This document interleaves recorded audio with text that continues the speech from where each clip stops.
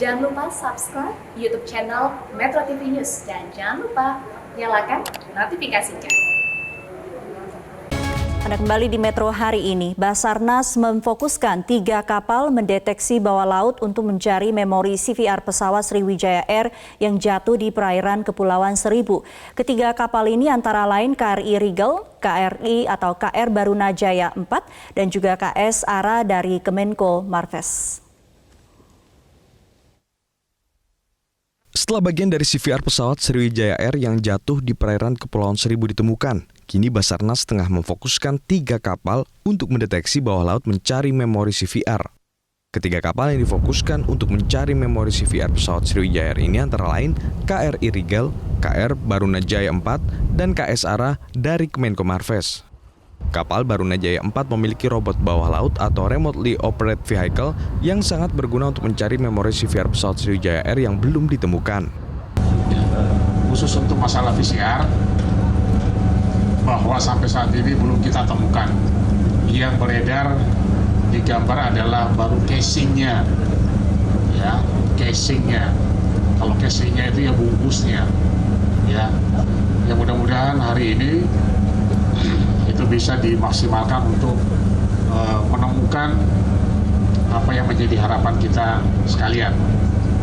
Dirops Basarnas Rasman MS menambahkan pencarian korban dan puing Sriwijaya Air masih terus dilakukan. Selain menyisir perairan Kepulauan Seribu menggunakan puluhan kapal, pencarian juga dilakukan via udara. Tim Liputan, Metro TV. Di hari ke-8 ini, Basarnas tengah fokus untuk mencari memori CVR pesawat Sriwijaya Air yang jatuh di perairan Kepulauan Seribu. Sebenarnya seberapa pentingkah CVR bagi proses penyelidikan kecelakaan pesawat terbang? Lebih jelasnya kita akan membahas bersama pengamat penerbangan Gary Sujatman. Selamat sore Pak Gary. Selamat sore. Ya, Pak Gary, kita belum bisa mengatakan bahwa CVR sudah ditemukan karena memang yang krusial memori CVR itu sendiri yang hingga saat ini masih dicari. Mungkin kita bisa dikasih sedikit penjelasan sebetulnya seberapa penting fungsi dari memori CVR sendiri dalam memecahkan penyebab kecelakaan sebuah pesawat. Oke, banyak yang berasumsi bahwa tanpa CVR kita tidak bisa menyelesaikan investigasi. Itu keliru ya, tapi tentu dengan CVR akan jauh lebih lengkap. Pentingnya seperti apa? Kita sudah ada FDR. FDR ini mencatat semua yang terjadi di pesawat. Misalnya pesawatnya sudut naiknya berapa, miringnya berapa pada setiap saat, mesinnya powernya di set berapa. Nah, sampai juga ke seleksi lampu mati atau nyala.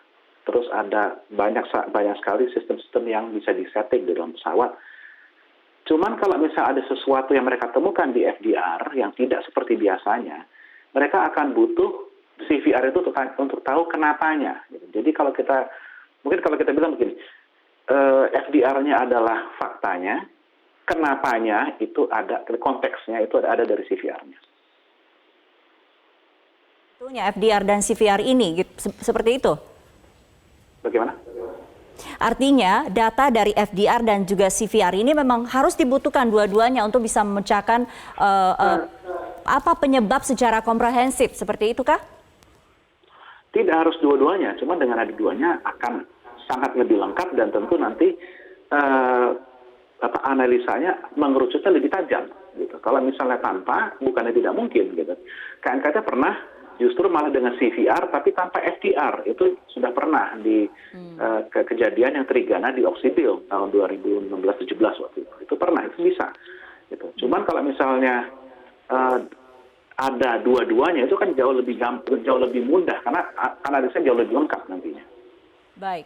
Pak Gary, sekarang kan yang ditemukan hanya casingnya saja, baterainya saja. Artinya memori ini sudah terlepas ya dari casingnya. Apakah ada jaminan memori ini tidak rusak ketika ditemukan dan masih bisa digunakan?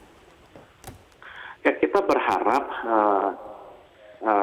tempat casing buat si memory module itu hanya lepas, tidak rusak, tidak sobek, tidak retak. Karena isinya itu banyakkan adalah insulasi dan shock absorber buat si memory chipnya.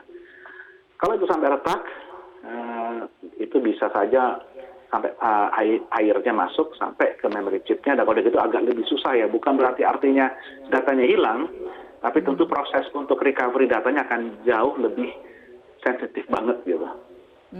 Baik, Pak Geri, ini pertanyaan orang awam ya. Kalau kita tahu kan black box itu kan warnanya orange gitu ya. Jadi mudah sekali untuk mungkin lebih mudah dalam proses pencarian. Ya. Artinya sekarang memori CVR sudah lepas dari casing.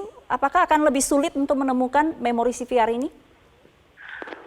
Memory unitnya pun juga punya casing yang warnanya juga oranye. Ya, kita berharap bahwa casing memorinya memory unit ini casingnya nggak lepas dari chipnya gitu. Bahwa itu masih satu unit. Jadi ibaratnya kayak hard disk. Ya, kalau satu box itu kayak komputer, ini ada prosesornya, ada hard disknya. Ini hard disknya lepas. Nah, dalam hard disk itu kan ada casing hard disk sampai ada lempengannya gitu. Nah, kita berharap ini masih jadi satu unit, casing si storage unitnya sama memory chipnya masih satu unit.